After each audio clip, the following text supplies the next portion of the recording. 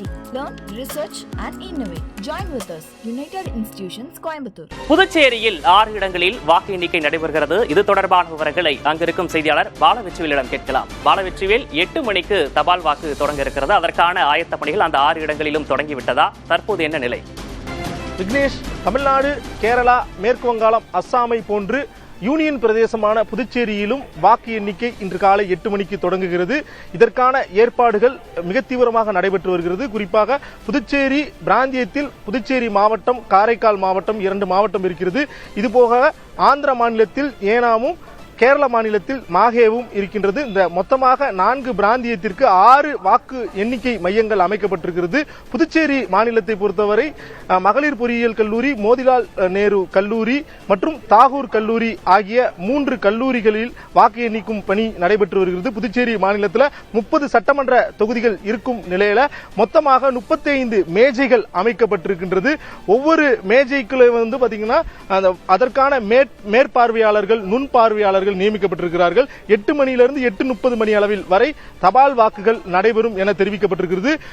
கடந்த 9ஆம் தேதி, ஏப்ரல் 9ஆம் தேதி நடைபெற்ற தேர்தலில் மொத்தமாக 9,44,211 பேரில் 91.23% என வரலாற்று சாதனை மிக்க வாக்குப்பதிவு புதுச்சேரி மாநிலத்தில் நடைபெற்ற நிலையில ஒரு 11 மணி அளவிலேயே யார் வெற்றி பெறுவார்கள் அப்படிங்கிற ஒரு லீடிங் தெரிய வரும்.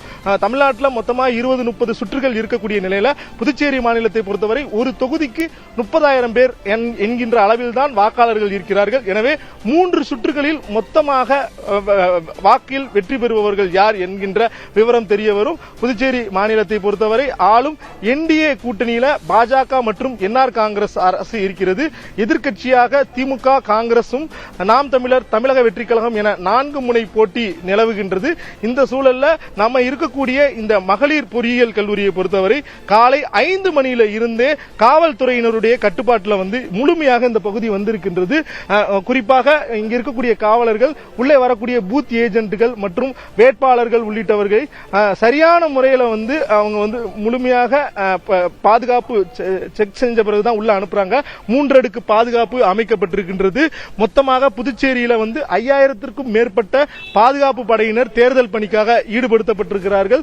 மிகவும் அமைதியான முறையில் வாக்கு எண்ணிக்கை பணி நடைபெறுவதற்கான முழு ஏற்பாடுகளும் மொத்தமாக செய்யப்பட்டிருப்பதாக காவல்துறையினுடைய எஸ்எஸ்பி கலைவாணன் புதிய தலைமுறைக்கு சற்று நேரத்திற்கு முன்பாக தெரிவித்திருந்தார்.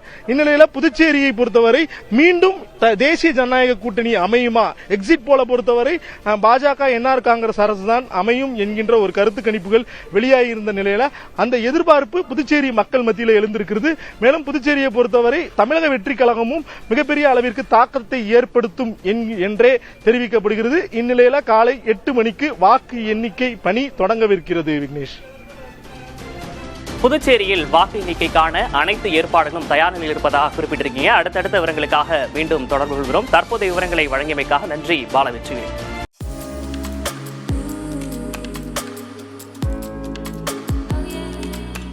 UIT. Learn, research and innovate. Join with us. United Institutions, Coimbatore.